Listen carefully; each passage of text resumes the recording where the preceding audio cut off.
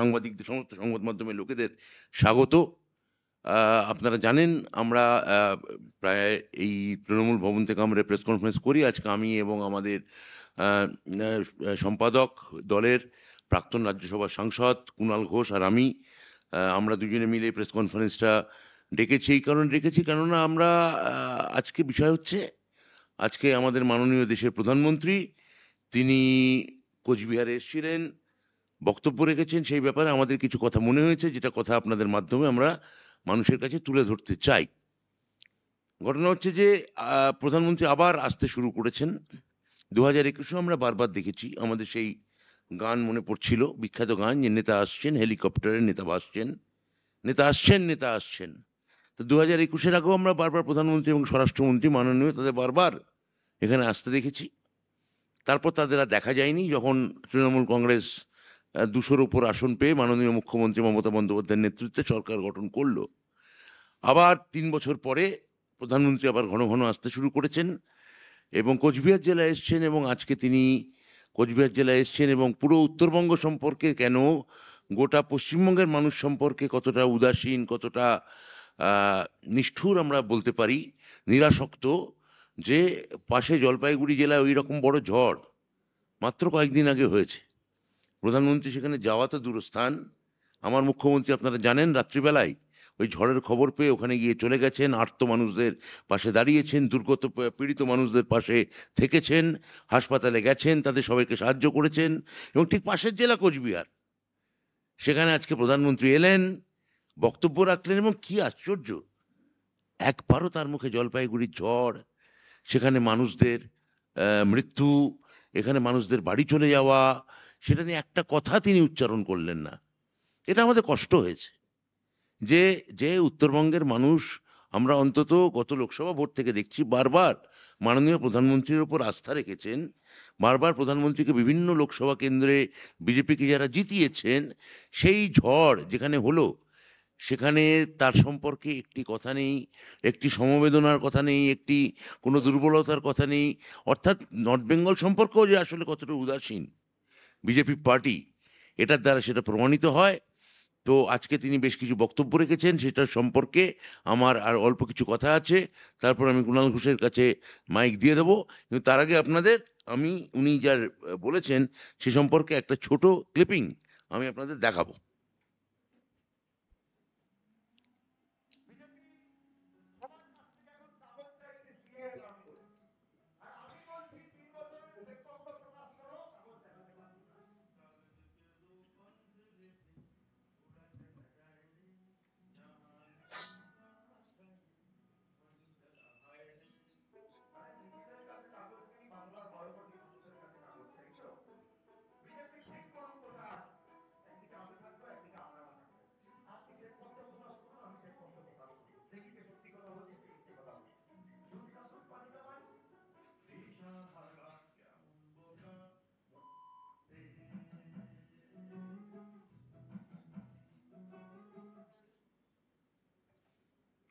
তো দেখে অবাক বনে যাই, আমি অর্থ কোনো খুঁজে নাহি পাই রে, কতই রঙ্গ দেখি দুনিয়ায়, কতই রঙ্গে দেখি এই ভারতে, এই নয়া ভারতে, এখন আচ্ছে দিনের ভারতে। যে 500 দিন হতে চললো আমার আমার দলের নেতা, সর্বভারতীয় সাধারণ সম্পাদক মাননীয় সাংসদ অভিষেক বন্দ্যোপাধ্যায়, তিনি বলেছিলেন যে 500 ঘন্টা হয়ে গেল, যে তিনি বললেন যে আমি আপনাকে যে কোনো জায়গায়, আপনি জায়গা ঠিক করুন, 500 ঘন্টা অতিক্রান্ত এখনো, যে আমি, আপনি জায়গা ঠিক করুন, আপনি আসুন, আপনি আর আমার, যে আপনাদের যে কোনো একজন প্রতিনিধি আসুন, যে আপনারা 21 সালের পর আবাস যোজনায় কোথায় বা 100 দিনের কাজে কি টাকা দিয়েছেন, হয় আপনারা শ্বেতপত্র প্রকাশ করুন, অথবা আপনারা যে 1 টাকাও দেননি সেটা আমি সামনে বসে প্রমাণ করে দেবো, চ্যালেঞ্জ করে আমি বলছি। তো কোনো উত্তর নেই, নিরুত্তর। এবং আজকেও একটা, যাকে বলে ডাহা জুমলা, সেই মিথ্যাচারণ আজকে গোটা পশ্চিমবঙ্গের মানুষ শুনলেন। তো আমি, এটায় আমরা অভ্যস্ত হয়ে গেছি, আমরা ক্লান্ত এই এই মিথ্যাচার শুনতে শুনতে। এখনো আমরা আবার বলছি যে এরপর হয়তো 510 ঘন্টা যাবে, 520 ঘন্টা যাবে, 530 ঘন্টা থাকবে, ওইদিকে নীরব, এবং তুমি রবে নীরবেই থাকবে, তাও আমি বুঝতে পারছি। কিন্তু যদি একবার সরব হয়ে অনুগ্রহ করে বলেন যে এই এই যে আজকে যে কথাটা বলেছেন যে 40 লক্ষ বাংলার পাকা ঘর পেয়েছেন, এইটার যদি কোনো সাপোর্টিং ডকুমেন্ট অন্তত একটা দেন, তাহলে আমরা বাধিত হই। আরো বেশ কিছু কথা উনি বলেছেন, সে প্রসঙ্গে আমি আরো কিছু কথা বলবো, কিন্তু এখন আপাতত কুণাল ঘোষ। ধন্যবাদ ব্রাত্য বসু, মাননীয় শিক্ষামন্ত্রী। দেখুন, প্রধানমন্ত্রী নরেন্দ্র মোদীর যে ভাষণ আজ আমরা দেখেছি, এই ভাষণ এবং ওনার উপস্থিতি এক, অমানবিক; দুই, দ্বিচারিতা; তিন, ভিত্তিহীন কুৎসা; চার, মানুষকে বিভ্রান্ত করার চেষ্টা; পাঁচ, অসদুদ্দেশ্যে মিথ্যাচার। এই পাঁচটা ক্ষেত্রের উপর নরেন্দ্র মোদীর আজকের এই উপস্থিতি। অভিষেক বন্দ্যোপাধ্যায় বলেছিলেন আসবেন যখন শ্বেতপত্রটা হাতে রাখবেন, উনি রাখেননি। এবার বলছেন 40 লক্ষ বাড়ি। কদিন আগে কেন্দ্রীয় সরকার বিজ্ঞাপন দিয়েছিলেন, সেখানে লেখা ছিল 4,69,000 বাড়ি। কোনটা ঠিক? 4,69,000 বাড়ির অনুমোদন, অনুমোদন, টাকা দেওয়াও নয়, অনুমোদন। অনুমোদন বলতে আপনি কি মিন করছেন? 11 লক্ষের তালিকা তৈরি, আপনি বিজ্ঞাপন দিলেন 4,36,000 বাড়ির অনুমোদন, আজ বক্তৃতায় বলছেন 40,000 বাড়ি দিয়েছি। কি করে হতে পারে এটা? এ তো দিনের আলোর মতো স্পষ্ট অমানবিক। কারণ ঝড়, প্রাকৃতিক বিপর্যয়, মানুষের প্রাণহানি, হতাহত, ক্ষতি, একটা শব্দ উচ্চারণ করলেন না।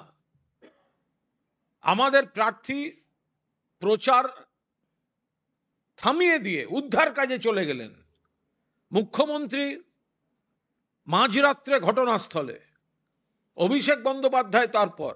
কই সুকান্ত মজুমদার, শুভেন্দু অধিকারী, এরা তো রাজনৈতিক ভোট প্রচারের কর্মসূচি ছেড়ে, সুকান্তবাবু তো মানুষের কাছে গেলেন না। শুভেন্দুবাবু রাজনীতি করতে গেছিলেন, মানুষের বিক্ষোভের মুখে পড়েছেন ওখানে। প্রধানমন্ত্রীর মুখে একটা শব্দ থাকবে না। অত বড় ঘটনা, জলপাইগুড়ির এবং কোচবিহারেরও কিছু অংশ ক্ষতিগ্রস্ত। এটা অমানবিক। মেকি দরদ দেখাচ্ছেন উত্তরবঙ্গের জন্য, মনের মধ্যে আসলে কোনো দরদ নেই। থাকলে প্রথমে ওই ভয়ঙ্কর বিপর্যয়ের কথাগুলো বলতেন, সেই পরিবারগুলোর কথা বলতেন, একটি শব্দ উচ্চারণ করেননি। দ্বিচারিতা করছেন, দ্বিচারিতা। বলছেন দুর্নীতি, পরিবারবাদ। হেমন্ত বিশ্ব শর্মা, নারায়ণ রানে, শুভেন্দু অধিকারী, অজিত পাওয়ার, সর্বশেষ প্রফুল্ল প্যাটেল, যাদেরকে নরেন্দ্র মোদীরা চোর বলেছেন, সিবিআই ইডি লাগিয়েছেন। যেই বিজেপিতে গেছেন অথবা এনডিএতে গেছেন, তারা সাধু হয়ে গেছেন। মোদীর পরিবার এই অসাধুদের পরিবার। মোদীর পরিবার বলছেন যাকে, মোদীর পরিবার হেমন্ত বিশ্ব শর্মাদের পরিবার। মোদীর পরিবার হেমন্ত বিশ্ব শর্মা, শুভেন্দু অধিকারী, অজিত পাওয়ার, নারায়ণ রানে, প্রফুল্ল প্যাটেলদের পরিবার, যাদেরকে বিজেপি চোর বলেছিল। এজেন্সির ভয়ে যারা মোদীর পায়ে পড়েছে, এরা হচ্ছে মোদীর পরিবার। মানুষকে বোকা বানাচ্ছিলেন নরেন্দ্র মোদী। নারী উন্নয়ন, মহিলাদের উন্নয়ন,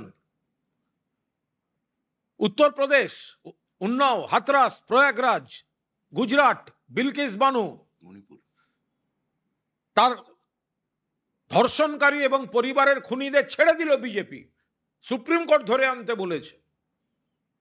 এপাশে মণিপুর, মধ্যপ্রদেশ। আর সোনার মেয়ে সাক্ষী মালিক, তারা যখন বলছেন যে নরেন্দ্র মোদীর সাংসদ ব্রিজভূষণ তাদের শ্লীলতাহানি করেছে, তাদের বিরুদ্ধে ব্যবস্থা হয় না। এরা মহিলাদের জন্য দরদ দেখাচ্ছেন, আর বাংলায় মহিলাদের আর্থিক অধিকার, সামাজিক অধিকার, রাজনৈতিক অধিকার যিনি দিয়েছেন তার নাম মমতা বন্দ্যোপাধ্যায়। মনে রাখবেন, নরেন্দ্র মোদীর সরকার দেশে প্রথম পুরস্কার, প্রথম স্থান নারীদের নিরাপত্তা, কলকাতা, পশ্চিমবঙ্গ। আর নারীদের উপর নির্যাতনে এগিয়ে উত্তরপ্রদেশ, মধ্যপ্রদেশ। সেই প্রধানমন্ত্রী মহিলাদের কথা বলছেন। ফলে আমরা আগাগোড়া যা দেখলাম, সিএএ নিয়ে তিনি একই কথা বললেন, মানুষকে বিভ্রান্ত করা। এমন কোন কাগজ নরেন্দ্র মোদীর কাছে আছে অথচ এই মানুষগুলোর কাছে নেই, যাতে নরেন্দ্র মোদী নাগরিক, এনারা নাগরিক নন?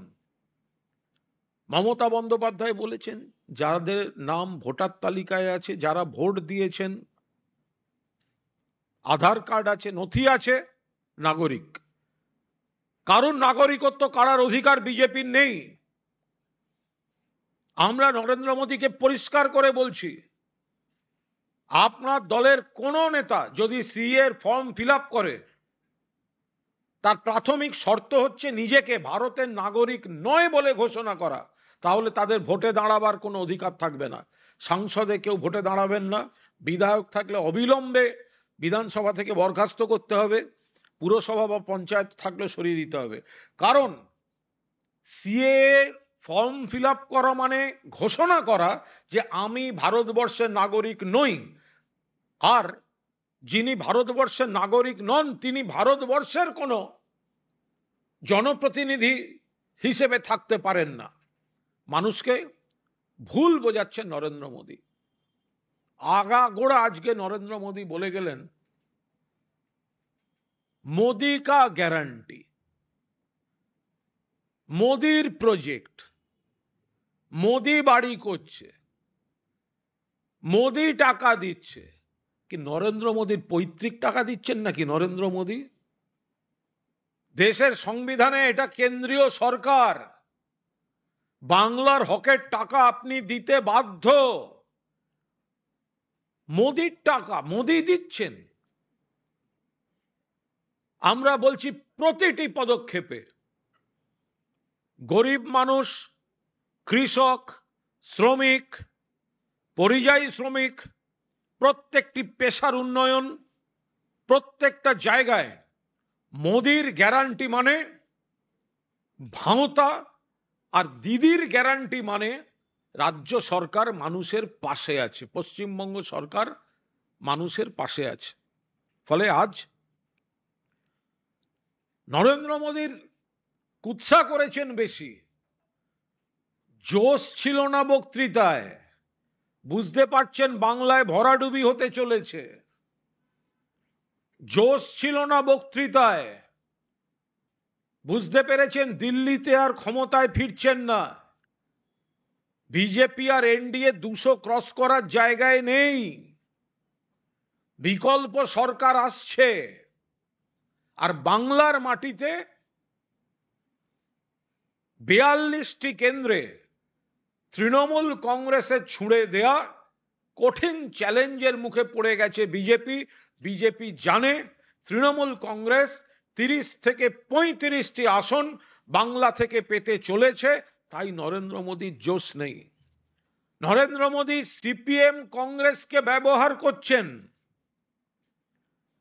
বাংলায় বিজেপি দুই ভাই, সিপিএম আর কংগ্রেস আই। নরেন্দ্র মোদী সিপিএম কংগ্রেসের নাম উচ্চারণ করে করে তারা যাতে একটু ভোট কাটে। নরেন্দ্র মোদী তো মনে হচ্ছে বিজেপি সিপিএম কংগ্রেসের যে ফ্রন্ট হয়েছে তার চেয়ারম্যান। বিজেপির দুই ভাই সিপিএম আর কংগ্রেস আই নরেন্দ্র মোদীর আজকের ভাষণে আমি যা যা বললাম, এক অমানবিক এক উপস্থিতি, যেখানে ঝড় প্রাকৃতিক বিপর্যয়ের পরিবারগুলোর জন্য একটা শব্দ নেই, দ্বিচারিতা, যে অভিযোগগুলো বিজেপির ক্ষেত্রে প্রযোজ্য, কাঁচের ঘরে বসে আয়নায় ঢিল, কাঁচের ঘরে বসে ঢিল ছুঁড়লেন। 3 নম্বর, ভিত্তিহীন কিছু অভিযোগ, যে অভিযোগগুলো তাদের বিরুদ্ধে করার কথা। 4 নম্বর, প্রতিশ্রুতির নামে ভাঁওতা। এবং কুৎসা। এই কাজগুলো নরেন্দ্র মোদী করে গেলেন এবং মানুষ নিজের জীবনের অভিজ্ঞতা থেকে তারা জানেন যে নরেন্দ্র মোদী যা বলছেন সেটা মিথ্যা, তার ভিত্তি নেই। মোদির গ্যারান্টি মানে শূন্য, আর দিদির গ্যারান্টি মানে রাজ্য সরকার শীত গ্রীষ্ম বর্ষা, দিদির গ্যারান্টি ভরসা। ফলে নরেন্দ্র মোদী আজ এইটুকু বুঝে গেলেন যে তিনি তাকে, তার দলকে, তার সরকারকে বাংলা প্রত্যাখ্যান করতে চলেছে। শুভেন্দু অধিকারীদের মতো দুর্নীতিগ্রস্ত, যাদের দুর্নীতি বিজেপি বলছে, তাদের দলে নিয়ে দুর্নীতির বিরুদ্ধের কথা, অধিকারী প্রাইভেট লিমিটেডকে বিজেপিতে নিয়ে পরিবারবাদের বিরুদ্ধে কথা, একটা নয়া পয়সা বাংলার জন্য না দিয়ে এই দিয়েছি ওই দিয়েছি মিথ্যা দাবি করা, শ্বেতপত্রের নথিটা পর্যন্ত আনেনি। যদি ক্ষমতা থাকতো, যেগুলো দিয়েছেন বলেছেন, অভিষেক তো চ্যালেঞ্জ করেছিল, ব্যাংক অ্যাকাউন্টের কাগজটা তুলে ধরলেন না কেন, যে দিল্লির কোন অ্যাকাউন্ট থেকে পশ্চিমবঙ্গ সরকারের কোন অ্যাকাউন্টে টাকা গেছে। প্রথম সভাতেই ব্যাকফুটে বিজেপি, হার মেনে নেওয়ার সুর বিজেপির গলায়।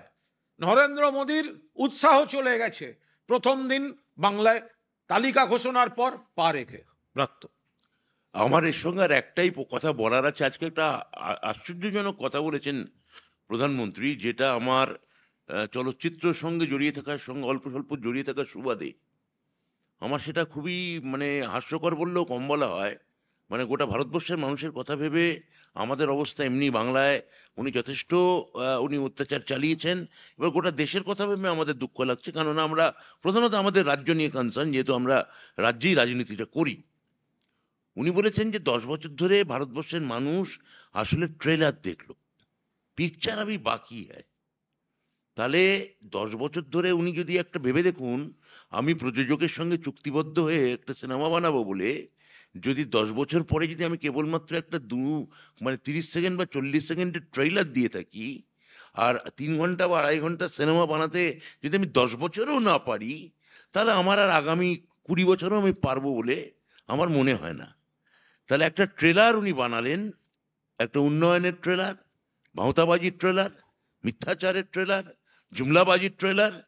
এই ট্রেলার উনি 10 বছর ধরে বানিয়েছেন এবং 10 বছর পর এখনো আশা করছেন যে কোনো একদিন নাকি তিনি ওই কোট আনকোট সিনেমাটা বানাতে পারবেন। গোটা ভারতবর্ষে গণতন্ত্রকে ভুল উন্টিত করে যেভাবে উনি এই একটা ট্রেলার, তিনি হয়তো 15 সেকেন্ডের বা 20 সেকেন্ডের একটা ট্রেলার তিনি বানিয়ে আজকে তার ক্যাপসুল কুচবিহারের মাটিতে দাঁড়িয়ে গেলানোর চেষ্টা করলেন। আমার মনে হয় যদি সিনেমাটা সত্যি উনি কোনোদিন বানাতে পারেন, যা আমার ধারণা ভারতবর্ষের মানুষ ওনাকে সুযোগটা দেবে না, কিন্তু যে ট্রেলার উনি বানিয়েছেন তাতেই আমাদের আত্মারাম খাঁচাচারা হয়েছে, পিলে চমকে উঠেছে। এবং অনুগ্রহ করে আমরা ওনাকে বলছি, ভারতবর্ষের মানুষ বলছেন, দয়া করে আর সিনেমাটা অন্তত বানাতে যাবেন না, তাহলে ভরাডুবি যা হওয়ার হয়েছে আরো বিপর্যয় হবে। এবার আমি আর কোন খুব অল্পই আপনাদের না, আমি একটা দুঃখের কথা বলে হ্যাঁ রাখি, হ্যাঁ এটা ব্যক্তিগত একটা খুব দুঃখের কথা, তোমারও কষ্ট হবে শুনলে।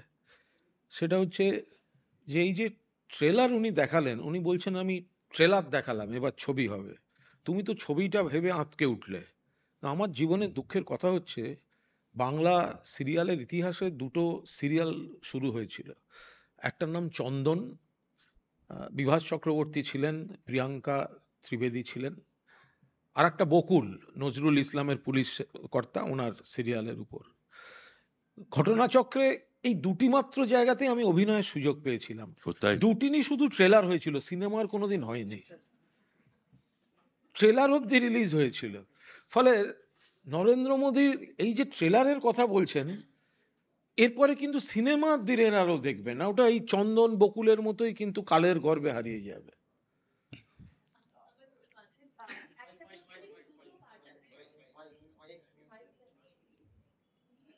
শান্তনু ঠাকুরের একটি হ্যাঁ, ওইটা বলতে যাচ্ছিলাম, আপনি বলুন। হ্যাঁ, বলে নিন। শান্তনু ঠাকুরের একটি ভাইরাল ভিডিও আজকে প্রকাশ। আমরা শুনে যাচ্ছি। শান্তনু ঠাকুরের একটি ভাইরাল ভিডিও আজকে প্রকাশ্যে এসেছে, যেখানে তাকে বলতে শোনা যাচ্ছে যে একটাও তৃণমূলের লোকদের আমরা নাগরিকত্ব দেব না, মমতা বন্দ্যোপাধ্যায় যেন বাঁচায় তোদের। দ্বিতীয় পার্ট হচ্ছে এই প্রশ্নেরই। শান্তনু ঠাকুর বলছেন মেন দরকার হচ্ছে যারা 1971 সালের পরে যারা এসেছেন তাদের।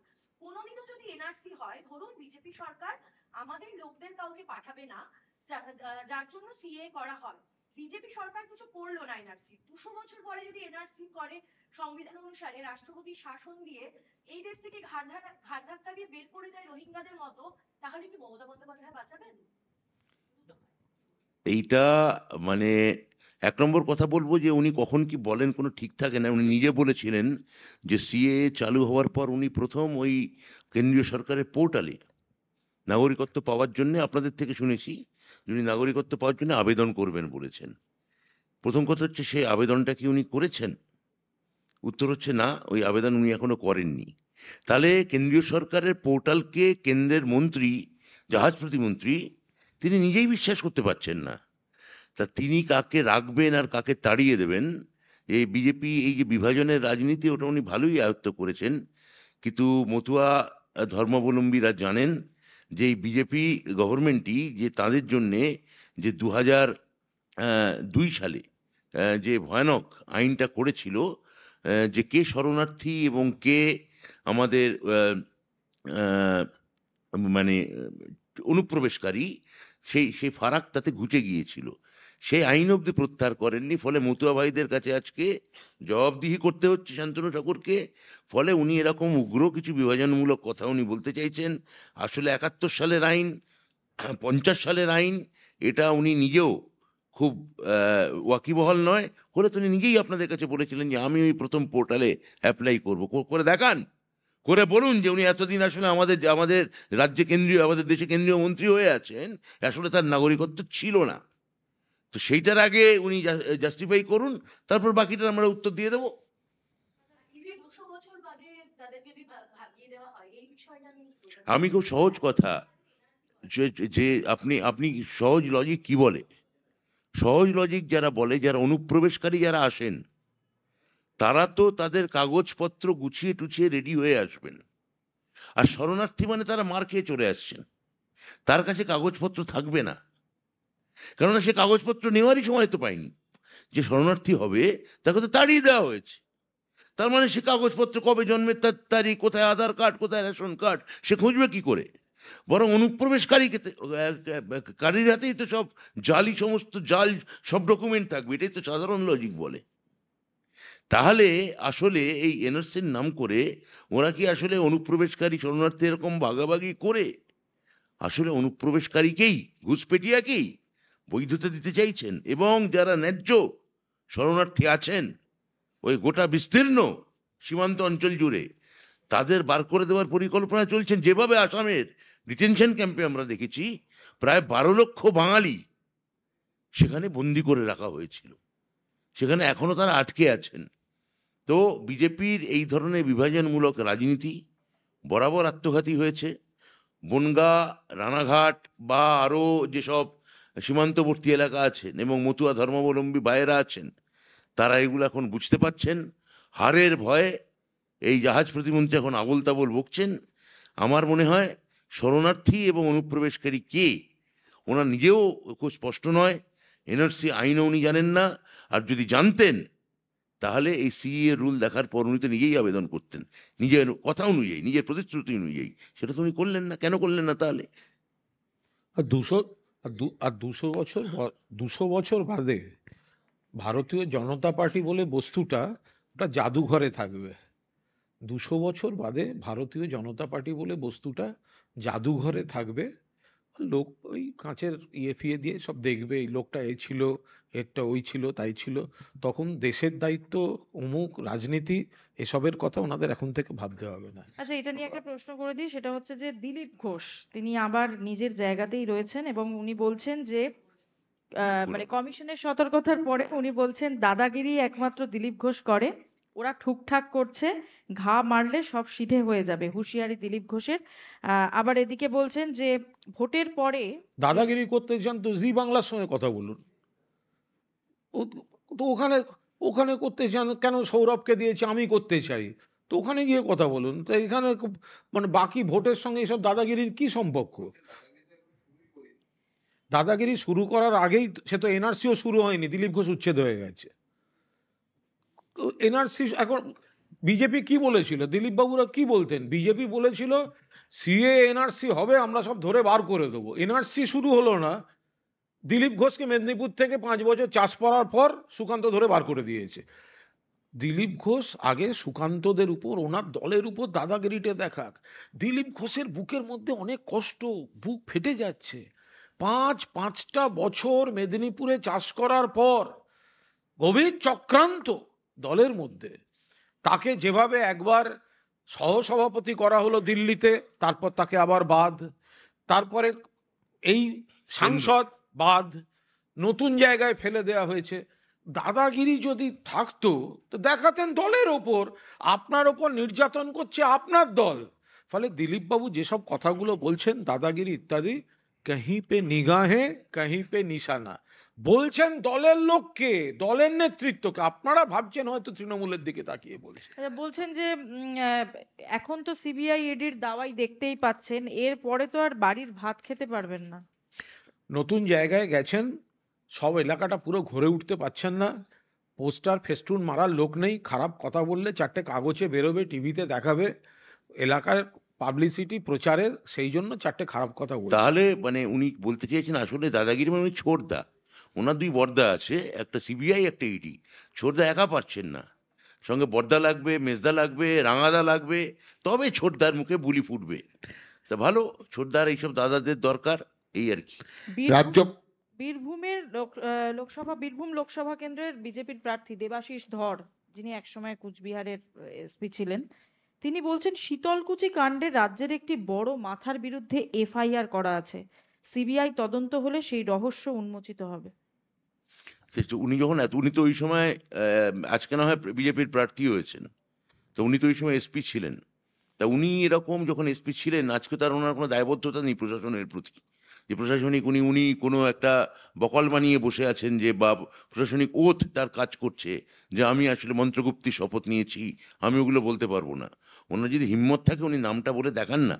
এই ধরনের আধা আধা কথা বা বাজারে ছেড়ে দেওয়া, ভাসিয়ে দেওয়া, হ্যাঁ, এই বিজেপির মতোই স্বভাবটা প্রথম দিনই উনি বেশ রপ্ত করে ফেলেছেন দেখছি।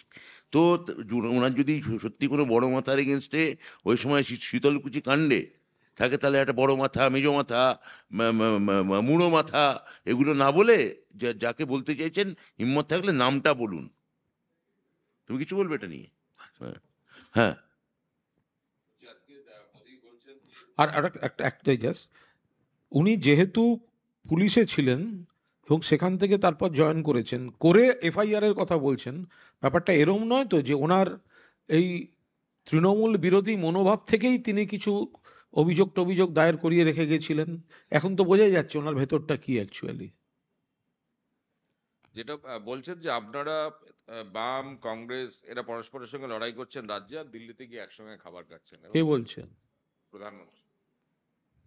তো এখানেও তো বাম কংগ্রেস, তারা তো বিজেপিকে সাহায্য করছে প্রতি পদে। নরেন্দ্র মোদী যখন সিবিআই ইডি পাঠায়, তখন এয়ারপোর্ট থেকে গলায় মালা দিয়ে কারা নিয়ে আসে? শুধু কংগ্রেস আর সিপিএম নিয়ে আসে। তো শুধু এ রাজ্যে লড়াইটা চলছে তৃণমূল বনাম বিজেপি, আর বিজেপির দুই ভাই কংগ্রেস, সিপিএম আর কংগ্রেস আই।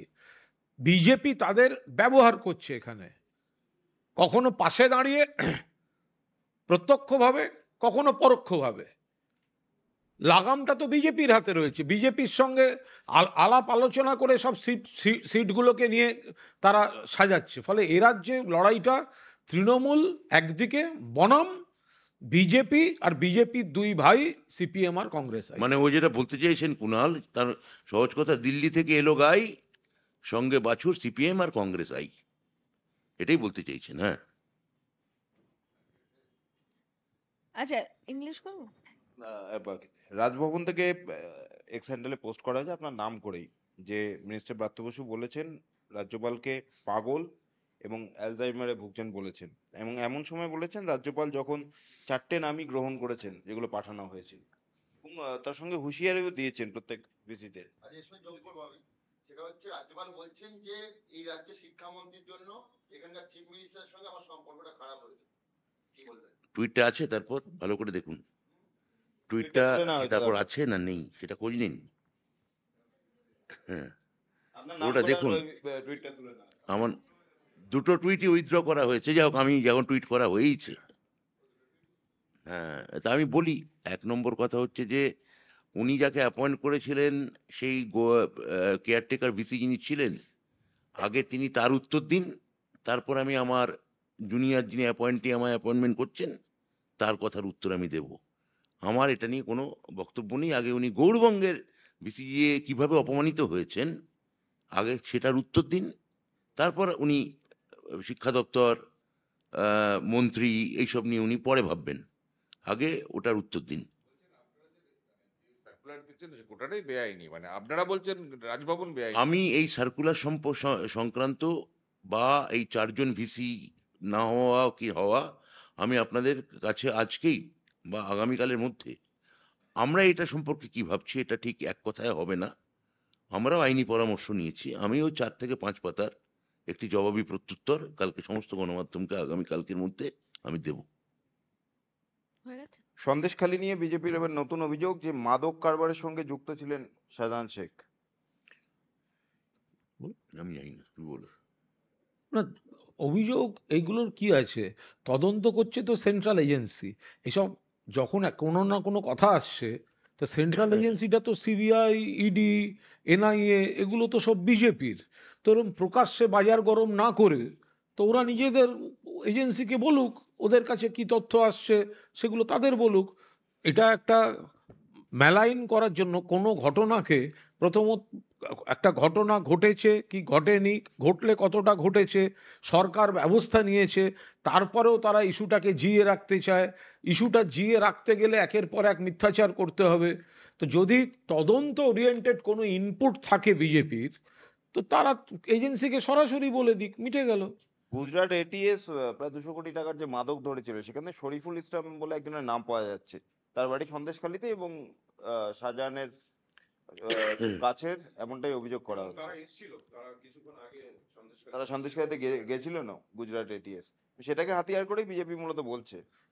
প্রথম কথা, সেটা তো আর গতকাল হয়নি, উদ্ধার হয়ে থাকলেও বহু আগে হয়েছে, এবং সেটা উদ্ধারটা হয়েছে গুজরাটে, না কলকাতায়। গুজরাট এটিএস কি করেছে? কলকাতায় এসে বাজেয়াপ্ত করেছিল। এরপরে যখন আবার গুজরাটে তার কানেকশন পাওয়া গেল, সেই অংশটা কোথায় গেল? গুজরাট ঢুকলো কি করে? যদি খারাপ জিনিসটা পশ্চিমবঙ্গেই থাকে, পশ্চিমবঙ্গ থেকে উদ্ধার হয়, পশ্চিমবঙ্গের লোক খারাপ, তাহলে গুজরাটের তদন্তকারীরা এখানে ঢুকছে কি করে? তাহলে নিশ্চয়ই গুজরাটের কোনো লিঙ্ক আছে বলে ঢুকেছে। তো গুজরাটের লিঙ্কটা তদন্ত হোক না আগে, কাল লোক। গুজরাটের তদন্তকারী অফিসার বাংলায় এসে বলছে এইখানে, তার মানে বাংলার লিঙ্ক আছে, বাংলার অমুকের অমুক। আমার প্রশ্ন, হোয়াই গুজরাট থেকে টিম আসছে? তার মানে কোনো কেসের লিঙ্ক যদি গুজরাটে না থাকে, তাহলে গুজরাটের ইনভেস্টিগেটিং অফিসার বেঙ্গলে আসতে পারে না। তাহলে গুজরাটে কি হয়েছিল? গুজরাটে মাদকের কোন কোন জিনিস আছে? গুজরাট বা বরোদা বেল্টটা, ওখানে কোনো ঘটনা ঘটেছিল কিনা, তাদের মাথার উপর কাদের হাত আছে, সেইগুলোকে একই সঙ্গে তদন্ত। খারাপ কাজ হলে সবাই শাস্তি পাবে। যদি বাংলায় কোনো লোক মাদক ব্যবসায় জড়িত থাকে, সেও পাবে, গুজরাটে যদি কেউ থাকে তাহলে সেও পাবে। পাশাপাশি পশ্চিমবঙ্গে ইদানিংকালে মাদক ব্যবসায় যে সমস্ত গ্রেফতারির খবর আছে তার মধ্যে কিন্তু বিজেপির প্রত্যক্ষ নেতা নেত্রী পদাধিকারী এদের নাম রয়েছে, সেগুলো যেন মাথায় রাখবে। প্রাক্তন বিচারপতি অভিজিৎ গাঙ্গুলি ফের বেফাঁস মন্তব্য করেছেন। তিনি বলেছেন যে সমস্ত চুরির দায়িত্ব মমতা বন্দ্যোপাধ্যায় নিক, নয়তো উনি পদত্যাগ করুন মুখ্যমন্ত্রী হিসেবে। বুঝলো? বলো তুমি। এই তো এই রাজনৈতিক বক্তব্য রেখেছেন। হ্যাঁ, আর কথা হচ্ছে যে তাহলে তো এই মানে এই নারায়ণ রানে থেকে অজিত পাওয়ার থেকে হেমন্ত বিশ্ব শর্মা সবার জন্য প্রধানমন্ত্রীকে পদত্যাগ করা উচিত। কেন্দ্রের যে এতগুলো ক্যাগের যা রিপোর্ট অনুযায়ী যে পরিমাণ দুর্নীতি সড়ক পরিবহন দপ্তরে হয়েছে, তার জন্য রাজ্যে এই দেশের প্রধানমন্ত্রীকে তাহলে পদত্যাগ করা উচিত। অভিজিৎ গঙ্গোপাধ্যায় তিনি দুর্নীতির বিরুদ্ধে কথা বলে গেছেন, তো উনি তো দুর্নীতির বিরুদ্ধে লড়াই করতে গেছেন বলেছেন। অভিজিৎ গঙ্গোপাধ্যায়ের কাছে অনুরোধ, বিজেপির যে ক্যান্ডিডেট লিস্ট ফাইল হবে তাদের এফিডেভিটে যদি করাপশন এবং কেস রিলেটেড কিছু থাকে, ফৌজদারি মামলা থাকে, তাহলে যেন অভিজিৎ গঙ্গোপাধ্যায় নির্বাচনী ময়দান থেকে সরে দাঁড়ান। কারণ অভিজিৎ গঙ্গোপাধ্যায় বলেছেন তিনি দুর্নীতির বিরুদ্ধে লড়াই করতে এসেছেন। সেই কারণেই তিনি এমনকি বিচারপতির আসন ছেড়ে ভারতীয় জনতা পার্টির হয়ে তিনি বলেছেন তিনি দুর্নীতির বিরুদ্ধে। তাই যদি হয় তাহলে তার দল, তিনি যে দল থেকে নমিনেশন দেবেন, সেই ভারতীয় জনতা পার্টির ক্যান্ডিডেট যখন সবাই ফাইল করবে নমিনেশন, তার এফিডেভিটে যদি ক্রিমিনাল কেস থাকে, সেই কেসগুলির ফয়সালা না হওয়া পর্যন্ত অভিজিৎ গঙ্গোপাধ্যায় যেন বিজেপির হয়ে ভোটে না দাঁড়ান। স্যার ইডি আদালতে দাবি করেছিল কুণালদা যে গত 11 বছরে শাহজাহানের দুটি সংস্থার মাধ্যমে তার অ্যাকাউন্টে 137 কোটি টাকা জমা পড়েছে। শেখ সাবিরা ফিশারিজ দিনের পর দিন এর মাধ্যমে কালো টাকা সাদা করা হয়েছে। আর মোহাম্মদ সেলিম এই প্রসঙ্গে বলছে যে তৃণমূলের এই লুটপাটে যোগসাজশ রয়েছে বিজেপির। মোহাম্মদ সেলিম বিজেপির অন্যতম, তো সিপিএম এর রাহুল সিনহা ঘুরে ঘুরে হারে, তার আবার বড় বড় কথা। সিপিএম এর রাহুল সিনহা, মোহাম্মদ সেলিম, তিনি কখনো উত্তর কলকাতায় দাঁড়ান, কখনো রায়গঞ্জে দাঁড়ান, কখনো মুর্শিদাবাদ। চণ্ডীতলায় দাঁড়ান, তারপরে মুর্শিদাবাদে ঘুরে ঘুরে হারে, ঘুরে ঘুরে মুখে বলে হচ্ছে আমি কমরেড মোহাম্মদ সেলিম ধর্ম নিরপেক্ষ, আর ভোটার তালিকা থেকে খুঁজছে কোথায় মুসলিম ভোট খানিকটা বেশি, সেইখানে গিয়ে মোহাম্মদ সেলিমকে দাঁড়াতে হয়। আমি দায়িত্ব নিয়ে কথাটা বলছি। সংখ্যালঘু ভোট বেছে বেছে দাঁড়াতে যায়, সেখানেও হারে, কারণ মোহাম্মদ সেলিমকে মানুষ পছন্দ করে না। মোহাম্মদ সেলিম যে সিপিএম এর নাকি এত বড় নেতা, এত বড় পার্টি নাকি সিপিএম, ঘুরে দাঁড়াচ্ছে, তার নেতার একটা নিজস্ব আসন থাকে না কেন? তাকে ঘুরে ঘুরে দাঁড়াতে হয় কেন? তাদের আবার বড় বড় কথা, তাদের কথা জবাব দিতে হবে। পার্টির সাধারণ সম্পাদক, পার্টির সম্পাদক, বাংলার পার্টির সম্পাদক খুঁজছে কোথায় কোথায় সংখ্যালঘু এলাকা আছে, সেখানে গিয়ে আমি মোহাম্মদ সেলিম বলে দাঁড়িয়ে পড়বে। হয় নাকি কখনো এটা? You are going to ask something. আরেকটা আছে আমাদের বাংলায় হয়ে যাক তারপর সিবিআই বিরুদ্ধেই এবার কেস করতে চাইছে সারদা কর্তা সুদীপ্ত সেন। তিনি বলছেন যে যারা আমার থেকে অ্যাকাউন্টে ট্রান্সফার চেকের মাধ্যমে কোটি কোটি টাকা নিয়েছে, সিবিআই কে তাদের নাম বলা সত্ত্বেও সিবিআই তাদের গ্রেপ্তার করেনি। সিবিআই বিরুদ্ধে অভিযোগ জানাতে সুপ্রিম কোর্টে চিঠি লেখার জন্য জেলের ওয়েলফেয়ার অফিসেও আমায় যেতে দেওয়া হচ্ছে না। আমি এটা নিয়ে কোনো মন্তব্য করব না। আদালতে যে কোনো অ্যাকিউজডের বিচারকের সঙ্গে কথা বলার অধিকার আছে, তিনি বলেছেন, তার উপর দাঁড়িয়ে আলাদা কোনো মন্তব্য আমি এখানে করব না। সুদীপ্তবাবু কার দিকে ইঙ্গিত করছেন? কোটি কোটি টাকা নিয়েছেন চেকের মাধ্যমে, যার কথা বলেছেন সিবিআই গ্রেপ্তার করেছে। কিন্তু অনেকের কথাই বলেছেন। জাজ নিজেই জানতে চান না, আপনি জানতে চান কেন? আরে জাজই জিজ্ঞেস করলেন না প্রশ্নটা।